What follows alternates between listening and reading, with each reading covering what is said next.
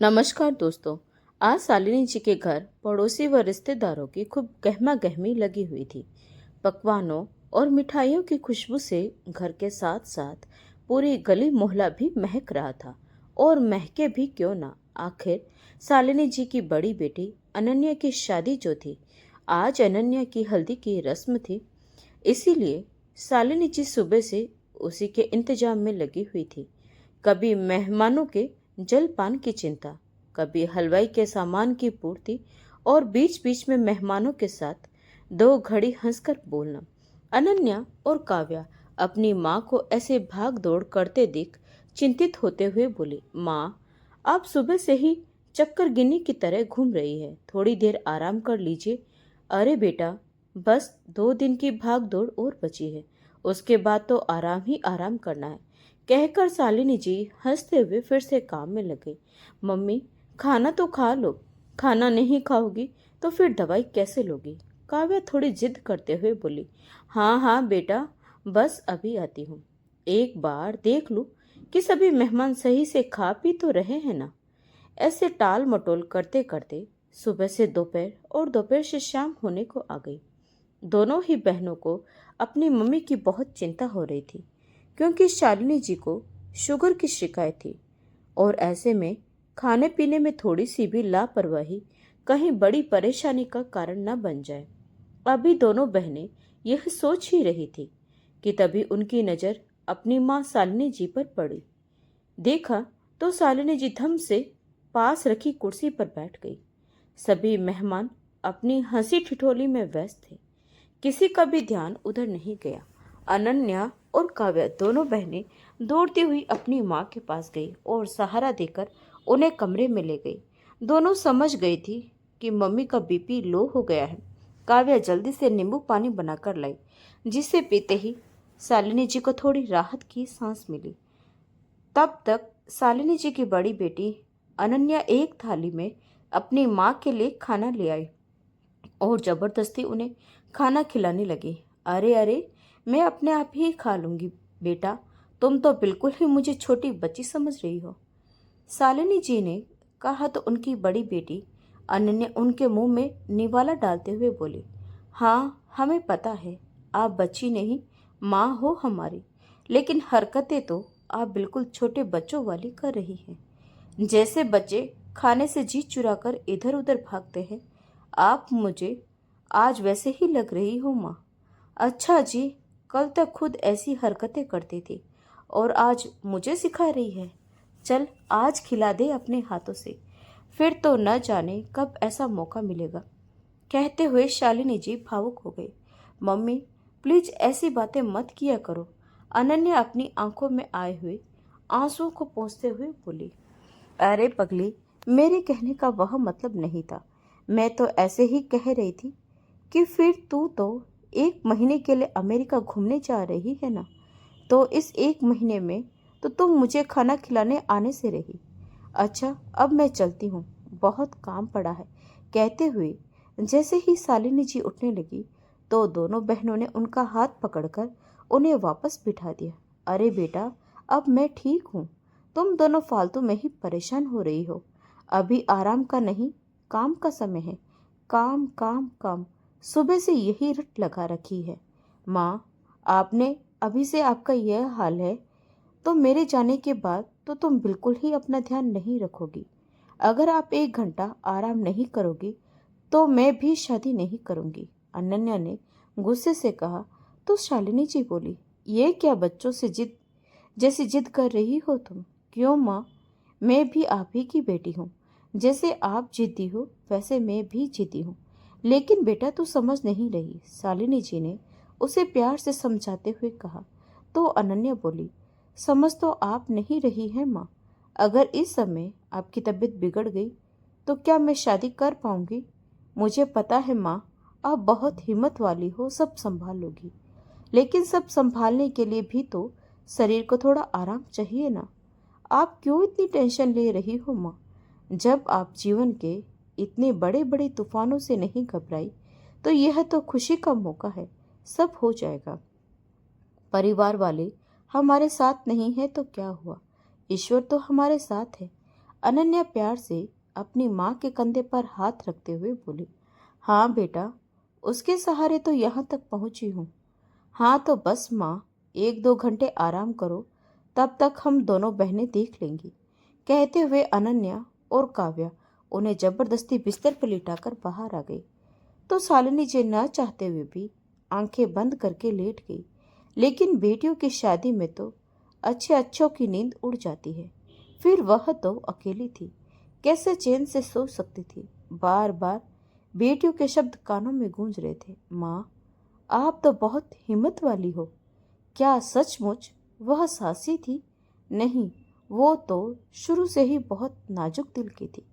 किसी की भी ऊंची आवाज़ सुनकर उसकी आंखों में आंसू आ जाते थे। लेकिन हालात और वक्त के थपेड़ों ने उसे मजबूत बना दिया था। 2 भाइयों की इकलौती बहन शालिनी घर में सबसे बड़ी और अपने पापा के दिल का टुकड़ा थी। वह भाइयों से भी ज़्यादा उससे प्यार करते थे। पापा माँ भी बहुत ही शांत स्वभाव के थे। शायद उनसे भी शांत स्वभाव अपनी माँ से ही पाया था। लेकिन इसी शांत और सरल स्वभाव का ही तो परिवार वालों ने फायदा उठाया। यह सोचते हुए शालिनी जी अपने बचपन की गलियों में चली गई। वह 10वीं कक्षा में थी जब पहली बार उसके पापा को दिल का दौरा पड़ा था। किसी को विश्वास ही नहीं हुआ कि इतना जिंदा दिल इंसान, जिसने हमेशा अपने खान पान से लेकर व्यायाम तक हर बात का ध्यान रखा, उसके साथ ऐसा कैसे हो सकता है। फिर भी भगवान की कृपा से सही समय पर उपचार मिलने से पापा की जान तो बच गई। लेकिन डॉक्टरों ने उन्हें कोई भी भारी काम और तनाव लेने से मना कर दिया था। तनाव तो अब जिंदगी में आ ही गया था।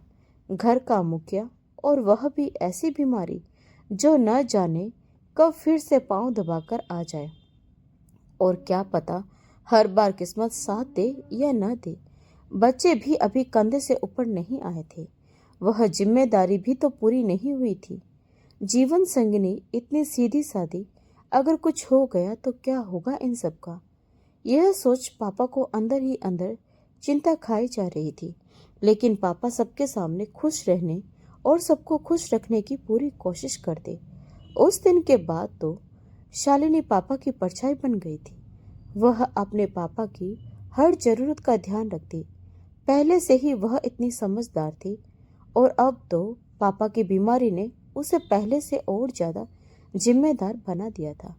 पापा की तरह हमेशा उसका दिल किसी अनहोनी की आशंका से चिंतित रहता। 3 साल बहुत अच्छे से गुजर गए थे। पापा के साथ साथ सब सामान्य होने लगे थे। सबको लगने लगा था कि वो एक बुरा सपना था जो टल गया। लेकिन वह सपना नहीं था, वह तो किस्मत का लेखा जोखा था, जो आज नहीं तो कल एक दिन तो सच होना ही था। और पापा का दूसरा दिल का दौरा पड़ा। हमेशा निर्विकार से रहने वाली माँ की आंखों के आंसू थम नहीं रहे थे। मंदिर के सामने हर दम हाथ जोड़कर ईश्वर से प्रार्थना करती रहती। उसे माँ की प्रार्थना कहे या हम भाई बहन के सिर पर पापा का साया बना रहे, जो कुछ भी कहे, हम सबकी प्रार्थना भगवान ने सुन ली और पापा का ऑपरेशन सफलतापूर्वक हो गया। फिर से उन्हें नई जिंदगी मिल गई। हम सभी ईश्वर का धन्यवाद देते नहीं थक रहे थे। सभी खुश थे, लेकिन इस बार पापा के चेहरे पर चिंता साफ झलक रही थी। शायद उन्हें लगने लगा था कि अब उनके पास वक्त ज़्यादा नहीं है। इसीलिए पापा चाहते थे कि जाने से पहले अपने हाथों से अपनी बिटिया का कन्यादान कर जाऊं। यह सोचकर उन्होंने घर में रिश्ते की बात चला दी। तो शालिनी भी अपने पापा की इच्छा के लिए मना नहीं कर सकी। शालिनी जी ने करवट बदली, तभी उनकी नज़र सामने दीवार पर टंगी अपने पति रमेश जी की तस्वीर पर गई। शालिनी जी की आंखों में आंसू आ गए। सचमुच पापा की पारखी नजरें थी या उसकी खुद की किस्मत, जो उन्होंने रमेश जैसा जीवन साथी उसके लिए चुना। अपने बीमार पिता की इच्छा का मान रखते हुए 20 वर्ष की उम्र में रमेश जी से शादी कर शालिनी अपने ससुराल आ गई। शालिनी जी के ससुराल में रमेश के माता पिता, एक बड़े भाई भाभी और एक बहन थी। भाई भाभी की माता पिता से बनती नहीं थी, इसीलिए वे ऊपर की मंजिल में रहते थे, जिसकी वजह से सारे घर की जिम्मेदारी रमेश पर थी, जिसे वह बहुत ही अच्छी तरह से निभा रहा था। शादी के बाद शालिनी भी इन जिम्मेदारियों में साझेदार बन गई। उसके आते ही सास और ननद ने घर के पूरे काम काज की जिम्मेदारी उसके ऊपर डाल दी, तो शालिनी ने भी सहर्ष इन जिम्मेदारियों को स्वीकार कर लिया और पूरी लगन से निभाने लगी। रमेश जी की किराने की दुकान थी, जिसमें अच्छी खासी आमदनी भी हो जाती थी, लेकिन वह जितना परिवार वालों का ध्यान रखते उतना ही शालिनी का भी रखते थे। यह बात उसकी माँ और बहन को बिल्कुल पसंद नहीं थी, जो हर तीसरे दिन झगड़ा करने लगे। इधर शालिनी के पापा की तबीयत दिन ब दिन बिगड़ती जा रही थी। शालिनी का एक पैर ससुराल में रहता और एक मायके में रहता, क्योंकि पापा के दूसरे दिल के दौरे के बाद से वह कुछ दिन तो ठीक रहे, लेकिन फिर उन्हें और बीमारियों ने घेर लिया। तो माँ भी अब चिंता में रहने लगी थी और भाई अभी इतने समझदार नहीं थे कि सब कुछ अकेले संभाल सके। रमेश जी वाकई में बहुत अच्छे इंसान थे। एक तरह से उन्होंने शालिनी के पापा की सारी जिम्मेदारी अपने ऊपर ले ली थी। जितना अपने माता पिता के प्रति समर्पित थे, उतना ही शादी के बाद शालिनी के पापा के लिए भी। वही उन्हें डॉक्टर के पास चेकअप के लिए लेकर जाते और पापा के साथ साथ उसका भी हमेशा समय समय पर ख्याल रखते। तभी शालिनी और रमेश जी के घर एक प्यारी सी बेटी अनन्या ने जन्म लिया, जो शालिनी और रमेश तो खुशी से फूले नहीं समा रहे थे। उनकी खुशी में पूरा परिवार शामिल था। शालिनी के मम्मी पापा भी खुशी से झूम उठे थे, लेकिन वह खुशी शायद उसकी मम्मी के लिए आखिरी खुशी थी, क्योंकि उस दिन के बाद मम्मी कभी हंस नहीं पाई। पापा तो शायद अपना भरा पूरा घर देखने के लिए ही रुके थे। जब पापा अपनी बेटी की तरफ से पूरी तरह स्वस्थ हो गए, तो उन्होंने भी इस संसार को अलविदा कह दिया। पापा के जाने की खबर सुन शालिनी तो अपनी सुध बुध खो बैठी थी। कितने ही दिन लग गए उसे इस सदमे से बाहर निकलने में। अगर रमेश जी न होते तो शायद ही वह सामान्य हो पाती, लेकिन माँ तो उस दिन के बाद एक चलती फिरती लाश बन गई थी, जिनकी सांसें तो चल रही थी, लेकिन संवेदनाएं शायद खत्म हो गई थी। बस जी रही थी, क्योंकि पापा से वादा किया था कि उनकी छोड़ी हुई जिम्मेदारियों को वह पूरा करेगी। वैसे भी ईश्वर ने हम स्त्रियों को एक अलग ही मिट्टी से बनाया है, जो बड़ी से बड़ी विपदा को भी हंसकर कहे या रोकर झेल ही ले जाती है। समय एक ऐसा मरहम है जो बड़े से बड़े जख्म को भी भर देता है। यह सोचकर शालिनी ने अपने पापा से बिछड़ने के दर्द को अपने सीने में दफन कर लिया और अपने गृह गृहस्थी को संवारने में जुट गई, क्योंकि इसी में दोनों घरों की भलाई थी। लेकिन अगर इस आघात से जो आज तक भी उभर नहीं पाई थी, वह थी शालिनी की माँ। अपने अंतर्मुखी स्वभाव के कारण वह अपने मन की पीड़ा किसी से कभी व्यक्त न करती थी और अंदर ही अंदर एक गम में घुटती जा रही थी, जिसकी वजह से वह बीमार रहने लगी। अपनी माँ की हालत शालिनी से देखी न जाती। घर के काम काज तो दोनों भाई मिलजुल कर ही लेते थे, लेकिन उनके काम पर जाने के बाद माँ बिल्कुल अकेली रह जाती थी, और एक बीमार इंसान के लिए अकेलापन हमेशा ही घातक होता है। भाई काम करने लगा था, इसीलिए रमेश और शालिनी ने एक अच्छी सी लड़की देखकर अपने बड़े भाई की शादी करवा दी। घर में बहू आने से शालिनी की माँ का दुख कुछ कम हुआ। अब अपने मायके की तरफ से शालिनी थोड़ी निश्चित हो गई थी। समय बीता तो काव्या के रूप में शालिनी ने दूसरी बेटी को जन्म दिया। इस बार रमेश को छोड़कर किसी ने खुशी जाहिर नहीं की। सभी के चेहरे लटके हुए थे। सास बार बार बस एक ही बात कहती, एक लड़का सा हो जाता तो मेरे रमेश का बुढ़ापा सुधर जाता। रमेश को भी घर के माहौल और सबके उतरे चेहरे देखकर अंदाजा तो हो गया था, इसीलिए उसने कड़े शब्दों में अपनी माँ और बहन को कह दिया, मेरी दोनों बेटियां ही मेरे बेटे हैं, इसीलिए मैं नहीं चाहता कि उनके बारे में कोई कुछ भी कहे। रमेश का कड़ा रुख देखकर माँ बेटी ने चुप्पी साध ली। धीरे धीरे समय बीता तो शालिनी की सास ने भी दोनों पोतियों को दिल से स्वीकार कर लिया था, या सिर्फ रमेश के कारण। जो भी था, शालिनी को तसल्ली थी कि आखिर उसकी बेटियों को दादा दादी का प्यार मिल रहा है। समय अपनी गति से आगे बढ़ता रहा। अब शालिनी की शादी की 10वीं सालगिरह आने वाली थी। रमेश ने इस बार बड़ी धूमधाम से अपनी शादी की सालगिरह मनाने का फैसला किया, जिसकी तैयारी में वह महीनों भर पहले ही लग गया था। शालिनी भी इस दिन को यादगार बनाना चाहती थी, लेकिन नियति को कुछ और ही मंजूर था। सालगिरह से 2 दिन पहले ही रमेश किसी काम से अपनी बाइक से कहीं जा रहा था, लेकिन रास्ते में एक तेज रफ्तार ट्रक की वजह से उसकी टक्कर हो गई। सिर पर गहरी चोट आने की वजह से उसे बचाया ना जा सका। शालिनी का तो जैसे संसार ही उजड़ गया था। उसे यकीन नहीं हो रहा था कि रमेश उसे यूं बीच मझधार में छोड़कर चला गया। एक पल में ही उसकी दुनिया उजड़ गई। सालगिरह की खुशियां मातम में बदल गई। उस एक हादसे ने उसके जीवन से सारे रंग छीन लिए। रमेश को गुजरे 6 महीने हो गए थे, लेकिन शालिनी उस दुख से बाहर न निकल सकी। उसे न अपने तन का होश था और ना ही अपनी बच्चियों का। वह बस मशीन की तरह पूरा दिन घर का काम करती और फिर कमरे में बैठी दिन रात अकेली रोती रहती।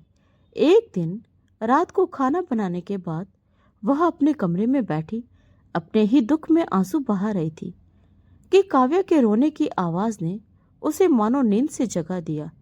उसने देखा तो काव्या रो रही थी और अनन्या उसे चुप करा रही थी। क्या बात है अनन्या, काव्या रो क्यों रही है?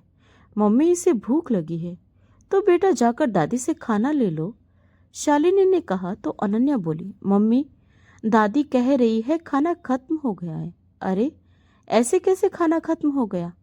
अभी तो मैं बनाकर आई थी। वह अचंभित होते हुए बोले, अच्छा रुक, मैं लेकर आती हूँ। कहकर शालिनी जी रसोई में खाना लेने गई तो देखा जेठ जेठानी सास के साथ बैठकर हंसकर बातें करते हुए खाना खा रहे थे। उन्हें अपने सास ससुर के साथ ऐसे बैठा देख शालिनी को अपनी आंखों पर विश्वास न हुआ। वह तेजी से रसोई में गई, लेकिन यह क्या, खाने के बर्तन खाली थे। यह देखकर शालिनी अपनी सास से बोली, माँ जी, बच्चों ने खाना नहीं खाया है तो इसमें हमारी क्या गलती है? तेरी बच्चियां है, खिलाती क्यों नहीं टाइम से? सारा दिन बैठी कमरे में आराम करती रहती है। तेरे बच्चों को पालने की जिम्मेदारी हमारी है क्या? उसकी सास चिल्लाते हुए बोली। तो शालिनी ने कहा, यह आप क्या कह रही हैं माँ जी? काम तो मैं भी करती हूँ ना। काम करती है तो खाती भी है ना। 3 लोगों का बोझ क्या मुफ्त में खिलाएंगे तुम्हें? अपनी सास की बात सुनकर शालिनी दंग रह गई। आज तक उसके पति के सामने कभी किसी ने उससे इस तरह से बात नहीं की थी। शालिनी कुछ नहीं बोली। वह तो शुरू से ही किसी से ऊंचा बोलने से डर जाया करती थी। वह तो रमेश जी का प्यार था जो उसे इस डर से बाहर ले आया था, लेकिन अब वही नहीं रहे तो उस पर फिर से वही डर हावी हो गया। वह कुछ न बोली और चुपचाप रसोई में चली गई। लेकिन जैसे ही वह बर्तन उठाकर आटा गूंथने लगी, तभी उसकी जेठानी चिल्लाते हुए आई और बोली, आज तो दोबारा खाना बनाने बैठ गई है, लेकिन आज के बाद अगर तुमने ऐसा सोचा भी तो यह सही नहीं होगा। एक कमाने वाला और कितने खाने वाले हैं। मेरा आदमी कोई कोल्हू का बेल नहीं है, बहुत मेहनत से कमाता है। जेठानी की बात सुनकर शालिनी की आंखें भर आई। उसने अपनी सास की तरफ देखा तो वह भी अपनी बड़ी बहू की हाँ में हाँ मिलाते हुए बोली, मेरी तरफ क्या देख रही है? सही कह रही है बड़ी बहू, अब हम तो बुढ़ापे में कहाँ कमाने जाएंगे। इन दोनों ने ही हमारी जिम्मेदारी ली है। और हाँ, तुझे भी अगर यहाँ रहना है तो चुपचाप घर का सारा काम धंधा करती रहे, वरना दरवाजा खुला है, यहाँ से जा सकती है। शालिनी को यकीन नहीं हो रहा था कि इतने सालों से सास की कभी बड़ी बहू से नहीं बनती थी और आज अपने स्वार्थ के खातिर दोनों कैसे एक हो गई। उसने 2 रोटियां सेकी और लाकर अपने बच्चों को खिलाने लगी। इन 6 महीनों में कभी उसने अपने बच्चों पर ध्यान नहीं दिया था। दोनों के फूल से चेहरे कैसे मुरझा गए थे। उसके सामने ही आज उन्होंने रोटी देने से मना कर दिया तो पीछे से पता नहीं ये लोग क्या करेंगे। यह सोच सोच कर ही उसका कलेजा मुंह को आने लगा। वह अपने दुख में इतनी अंधी हो गई थी कि अपने बच्चों का दुख भी कभी न देख पाई। बस दिन रात सोचती रहती कि जाए तो जाए कहाँ। माँ तो उसके दुख से वैसे ही बिस्तर से लग गई थी और भाई भाभीियों ने इन 6 महीनों में एक बार भी मुड़कर उसका हाल चाल नहीं पूछा। शायद इसीलिए भी उसके ससुराल वाले आंखें दिखा रहे थे। अब आगे पीछे कोई नहीं है। बच्चों को खाना खिलाकर वह लेट गई, लेकिन नींद उसे पहले भी नहीं आती थी। पहले अपने दुख में और अब बच्चों के भविष्य की चिंता में। अब वह घर की एक नौकरानी बनकर रह गई थी, जो सुबह से शाम तक काम में लगी रहती, ताने सुनती और उसके बाद भी उन्हें भर पेट खाना न मिलता। पर उसका स्वाभिमान और आत्मसम्मान एक छत और 2 वक्त की रोटियों के तले दबकर रह गया था। लेकिन उसकी चुप्पी का घर वालों ने अब ज्यादा ही फायदा उठाना शुरू कर दिया। बात बात पर वे उस पर दबाव डालने लगे कि वह घर से चली जाए, तो शालिनी ने भी विरोध करना शुरू कर दिया। आस पड़ोस वाले भी उसका ही पक्ष लेते। यह देख उसके ससुराल वालों का खून खोल उठता। एक दिन रात को अनन्या ने पानी मांगा तो शालिनी पानी लेने रसोई में जा ही रही थी कि तभी उसे अपनी सास के कमरे से जेठानी की आवाजें सुनाई दी। इतनी देर रात ये लोग यहाँ क्या कर रहे हैं? शालिनी के मन में शंका हुई और वह दबे पांव खिड़की के पास जाकर खड़ी हो गई। जेठानी कह रही थी, मैं बता देती हूँ माँ जी, यह अगर यहाँ रही तो हम यहाँ नहीं रहेंगे और फिर बुढ़ापे में कौन आपकी सेवा करेगा। इसीलिए आपको बता देती हूँ कि इसके साथ थोड़ा प्यार से बोलकर देवर जी ने जो एफडी कर रखी थी वह हम ले लेते हैं और इन माँ बेटियों को घर से निकाल देते हैं। और अगर ऐसे ना माने तो पता है ना, जब घी सीधी उंगली से ना निकले तो उंगली टेढ़ी करनी ही पड़ती है। बहू की बात सुनकर अपने बुढ़ापे की सोचकर उन्होंने सहमति में सिर हिला दिया। शालिनी तो यह सब सुन मानो जड़वत हो गई। किसी तरह उसने अपने आप को संभाला और दबे पांव चुपचाप वापस जाकर कमरे में निढाल सी लेट गई। पर शालिनी ने मन ही मन अपने बच्चों के भविष्य के लिए एक कड़ा फैसला कर लिया था। वह पत्नी के तौर पर कमजोर हो सकती थी, लेकिन एक माँ कभी कमजोर नहीं हो सकती। उसे हिम्मत दिखानी ही होगी। यह सब सोचते सोचते कब उसकी आंख लग गई उसे पता ही न चला। अगले दिन सुबह वह सिर पर रखा पल्लू उतारकर काम में लग गई। यह देखकर उसकी सास और जेठानी बोली, यह क्या बेशर्मी पर उतर आई क्या? नहीं माँ जी, मैं तो अपने संस्कार नहीं भूली, लेकिन शायद आप लोग भूल गए हों।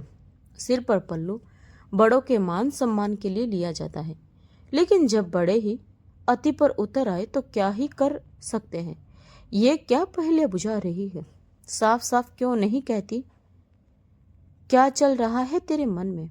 मेरा मन तो बिल्कुल साफ है माँ जी, लेकिन आपके मन में ही पाप भरा है, तभी तो आप सबके चेहरे पर हवाइयाँ उड़ रही हैं।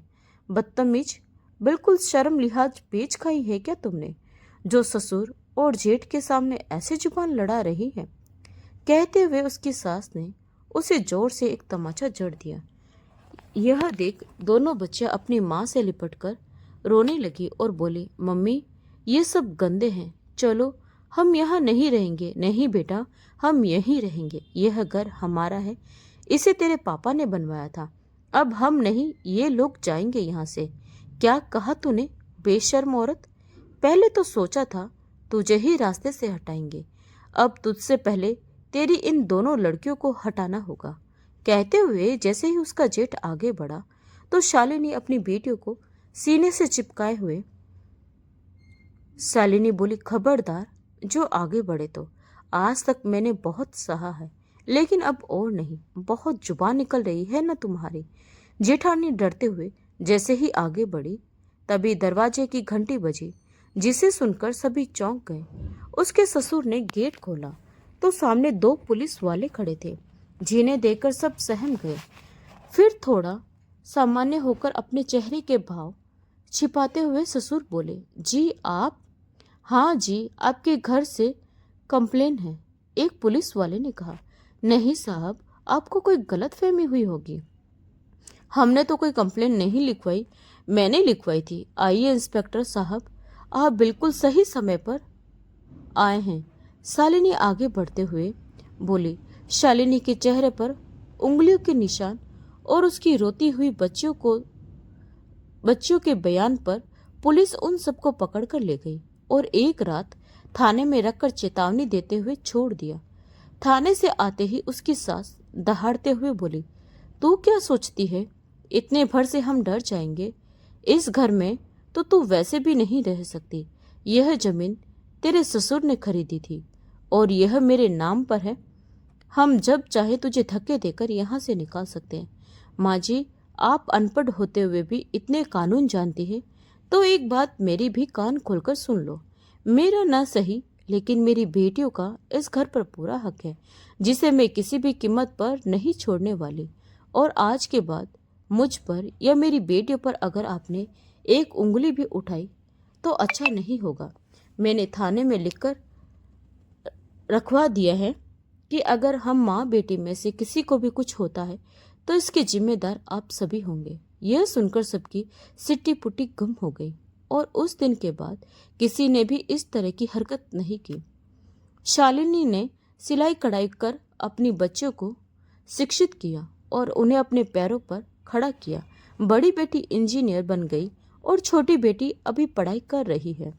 दोनों माँ बेटी ने अपनी बचत के पैसों से एक छोटा सा घर भी खरीद लिया और वहां से निकल आई। अचानक अलार्म की आवाज से शालिनी जी वर्तमान में लौटी। समय देखा तो जल्दी से उठकर बाहर आई तो दोनों बेटियां सारे काम सफलतापूर्वक कर रही थी, जिसे देखकर शालिनी जी ने चैन की सांस ली। इतने सालों में आज पहली बार शालिनी जी के चेहरे पर खुशी झलक रही थी। दोनों ही बेटियां अपनी मां के चेहरे पर खुशी देखकर भाव विभोर होकर उनके गले से लगे। तीनों की आंखों में खुशी के आंसू थे और हो भी क्यों ना, आखिर आज शालिनी जी की तपस्या पूरी जो हो गई थी। दोस्तों, कहानी अच्छी लगी हो तो प्लीज़ वीडियो को लाइक करें, शेयर करें और ऐसे ही दिल को छू लेने वाली कहानियों के लिए हमारे साथ जुड़े रहिए। तो मिलते हैं एक और नई कहानी के साथ। तब तक के लिए आपका बहुत बहुत धन्यवाद।